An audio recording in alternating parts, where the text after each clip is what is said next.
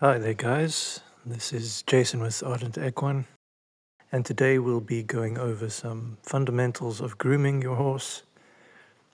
I decided to make this clip just to cover some basic things that I think are often overlooked with regards to safety and the functions of grooming. So, we'll start out by approaching the horse from the side, either introducing ourselves or saying hello again. I'll let him sniff me, let him get used to my smell or reacquainted with my smell, give him a few pets, and then we'll start with a soft rubber curry comb.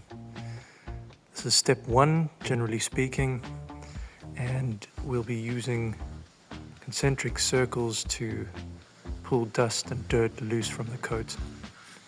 What's important to note here is that as I'm moving in circles with my right hand, my left and opposite hand is either holding onto the cheek piece of the halter or head collar, and then as I move back along the body, you'll see it be repositioned on the neck. So in essence, I'm guarding as I'm grooming the horse's body. With a sweet boy like this, I'm almost 100% certain he won't reach back and try to nip me or bite me or show any aggression whatsoever. He's more curious. But in particular cases, especially with a horse that you don't know, it's a good habit to implement a guard. Inversely, if I were to groom the other side of the horse, my hands would swap. So I would be going in circles with the left hand then and guarding with the right.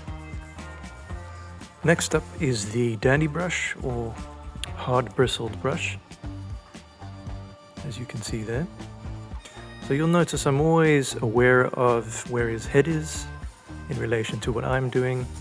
I always let horses smell the brush before I start. Many would say that this is a form of asking for permission. I like to think of it more as just involving the horse in the interaction. As most equestrians know, grooming can be a great way to build trust with your horse, as well as reassure them and communicate care. It's important that we understand that grooming is not only about presentation and the health and cleanliness of the horse's coat, but also conditioning. And this is a big part of why I wanted to demonstrate and document today's session. Be sure to apply a deliberate amount of pressure as you're grooming, especially over the larger muscle groups. This will help condition the soft tissue that sits subcutaneously or under the skin, as well as the most outer layer of muscle. This also improves circulation, lymphatic drainage, and lightly stimulates the muscles. This is a soft bristled brush known as the body brush. And this helps bring out the horse's bloom, in other words, the shine of the coat.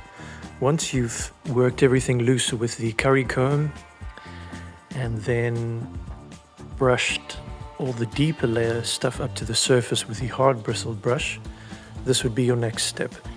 Essentially brushing away everything off of the top layer of the coat. Notice how I'm following the grain or the way that the fur falls on the horse. There are certain areas on the horse's body where their fur naturally falls, and I'm following that direction. Because this brush is softer, as you just saw, I can also brush down their legs. It's important that you use the softer brush when brushing down their legs. Just because there's less muscle mass there, their bones and tendons and ligaments are exposed, their joints are more prominent, and so the risk of hurting them with the harder brush there is much higher. So I would reserve brushing the legs for the body brush or soft bristled brush. And here you can see more of his beautiful temperament coming through. Always sweet, always curious, and wanting to interact.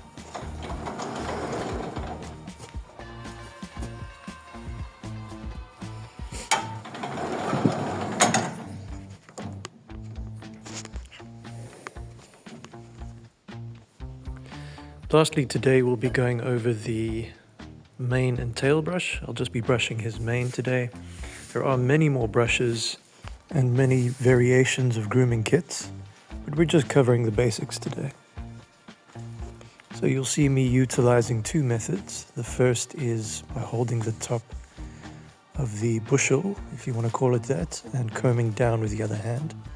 The second method, which I find to be a lot quicker, is holding the top of the mane, or the most dorsal part of the mane, and combing down, followed by alternating my hands to try and get all those knots out. So there you see me moving further up the crest, and again just holding the top of the mane in place while I comb down beneath it, and then going through with my hands alternating to try and get those knots out.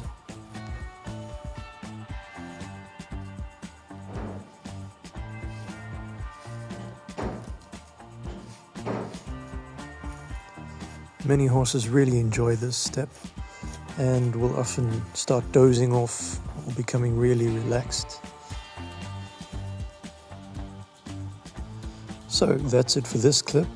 Remember to be safe and deliberate with your grooming. Hopefully we'll see you in the next one.